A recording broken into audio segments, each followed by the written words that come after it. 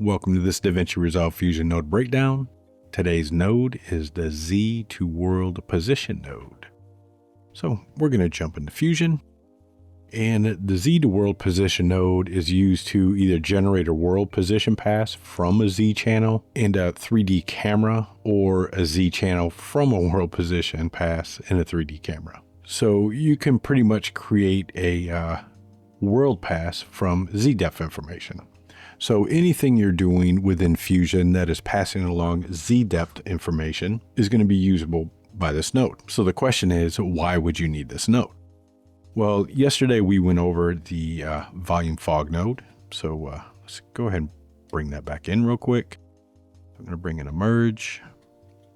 Here we're going to search volume fog. I'm going to add that in. And I'm going to go to our render node. And if you remember right, we needed the world position. Now we just so happen to be able to, on this render node, create that world position data. But some things you do, like say we're doing a 2D image and we want to add fog to it, and we've got Z-depth information and we want to throw all that in there. We're not going to have this option for world position. We're only going to have Z information. So we'll have the RGB and A, and we'll have the Z channel. So we're going to pretend this is just our output from a regular 2D chain that we've got going on with a Z pass. And if you remember right, we did one node with a 3D scene with a Z depth, like exported with the EXR, and we use that for motion blur. So this is kind of the same concept.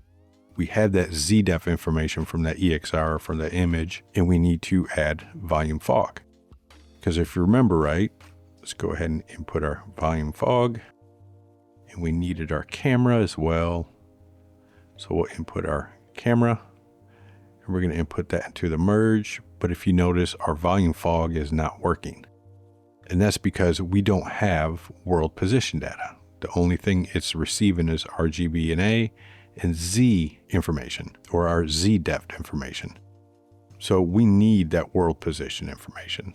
So this is where the Z to world position node comes in. So I'm going to search Z to world position, and I'm going to add it. And where this needs to be added is before our volume fog. So we can go from our image into our Z to world. You notice everything is still red. And if we go to our Z to world node up here, you can see we have two modes. We have Z to world position, or we can change it from world to Z position if we need to. But we're going to leave it on Z to world. But you also notice it's looking for a camera.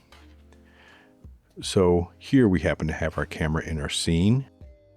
But if you're working on a 2D information, or like a 2D chain, you may have that camera you use to track.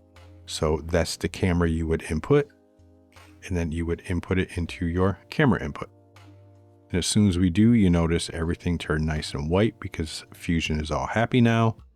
And now we have that fog over our little shape. And if I bring it back to say -6, we can see we actually have it there, and everything is working nicely. So that is the Z to world position node. I will see you in the next node breakdown.